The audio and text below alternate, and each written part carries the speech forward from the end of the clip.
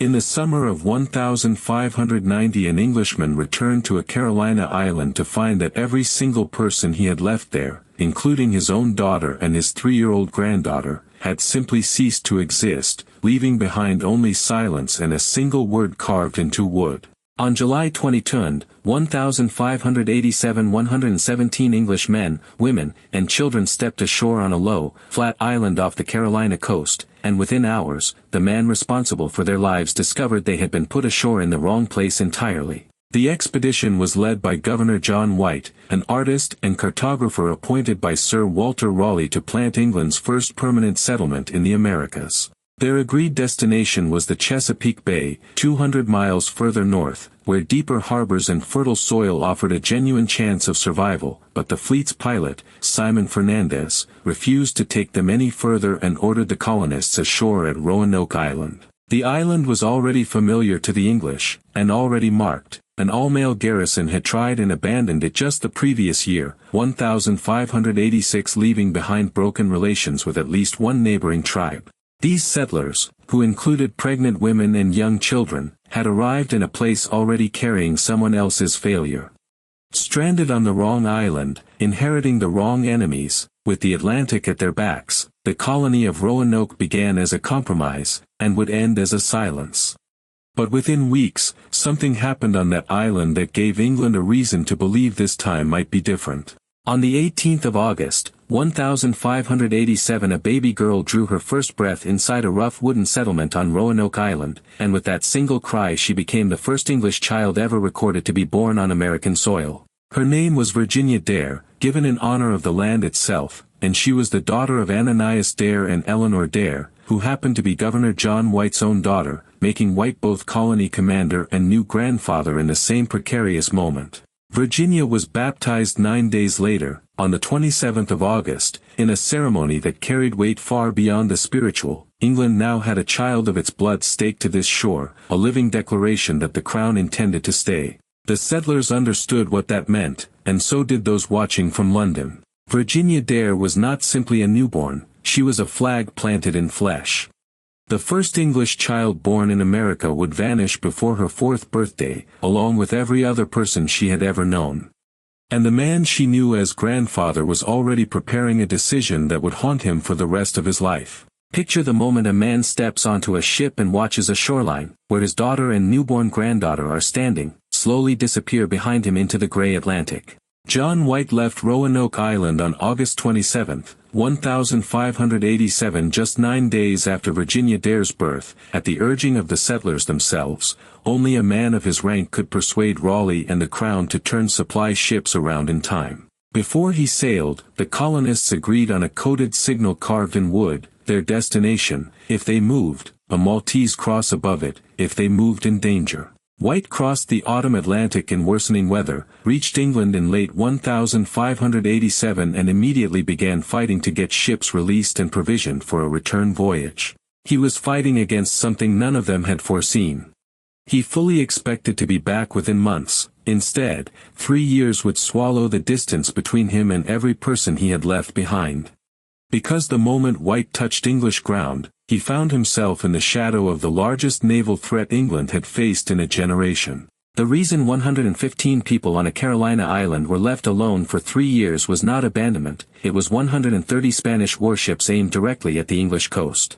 In the summer of 1588 Spain launched its Armada, 130 ships carrying an estimated 27,000 soldiers, the most formidable fleet the Atlantic world had seen. England froze all civilian shipping, commandeering every plank and sail for national defense, and no private expedition was leaving for the New World. White had actually managed to secure 2 small ships as early as April 1588 before the Armada even arrived, but French pirates attacked them in the English Channel and the boats turned back, their cargo looted.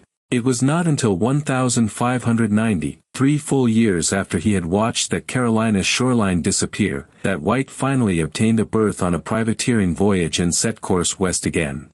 An ocean war between empires had quietly absorbed the fate of 115 men, women, and children as though they were simply too small to matter. When White finally set foot on Roanoke Island in August 1590, nothing in his life had prepared him for what he was about to walk into. It was the 18th of August, 1590, precisely 3 years to the day since Virginia Dare had been born, when John White stepped ashore at Roanoke Island and called out into silence.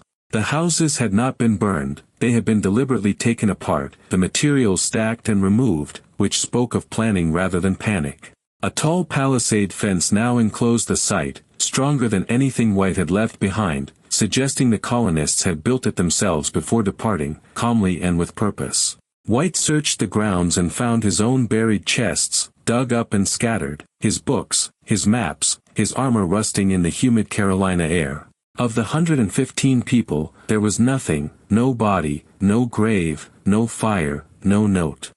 They had organized their departure, strengthened their walls, chosen a direction, and walked into a continent that has never fully given them back.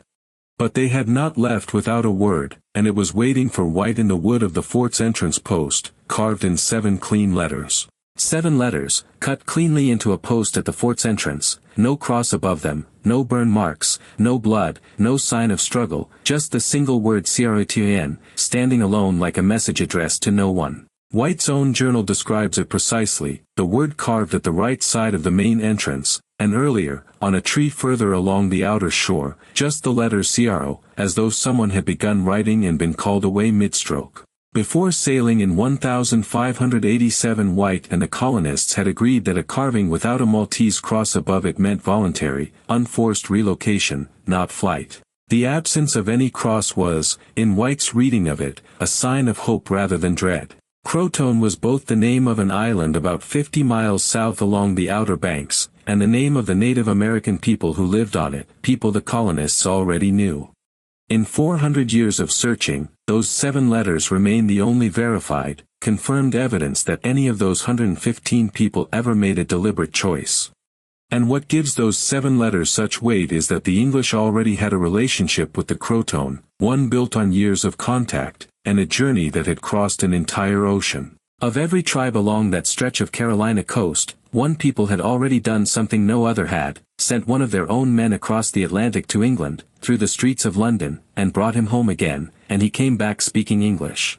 Manteo was a Croatoan man who first crossed the Atlantic in 1584 with Raleigh's reconnaissance expedition, returning to the Outer Banks as a seasoned interpreter standing between 2 worlds. John White baptized him on August 13, 1587, 5 days before Virginia Dare was born, and granted him the title Lord of Roanoke on behalf of Sir Walter Raleigh, in one of the stranger diplomatic ceremonies of the Elizabethan age. Manteo's home, his people, and his island were the very thing carved on the fort post, Croatoan, 50 miles south along the barrier chain. The colonists' final word was not chosen at random, it pointed toward the one human being in all of North America who already understood both sides of their story. If the colonists reached the Croatoan, they did not vanish into wilderness, they moved toward the one place on an unknown continent where someone already knew their names.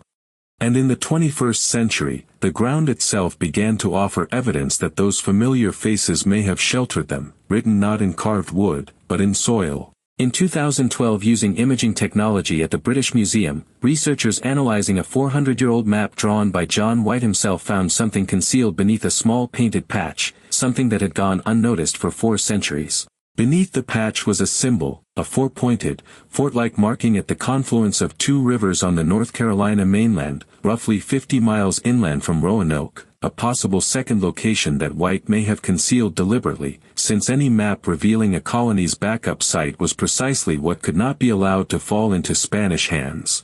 The First Colony Foundation, which commissioned the imaging analysis, has also spent years excavating Hatteras Island, the Croatoan homeland, recovering European copper objects, iron tools, and artifacts that do not belong to any later period of settlement. Neither discovery closes the case, and historians still debate whether the colonists merged with the Croatoan, retreated inland to that hidden site, or met some other fate entirely. The mystery has not been solved, it has simply been made more precise. After 439 years, Roanoke is not a riddle that has been answered, it is one that has learned to ask better questions of itself. If this story has changed how you see the very beginnings of America, share it with someone who loves a true unsolved mystery, hit like, and subscribe to Unearthed Facts. There is a story like this one waiting for you every single week. If this blew your mind, smash the like button. It helps more people discover these hidden stories.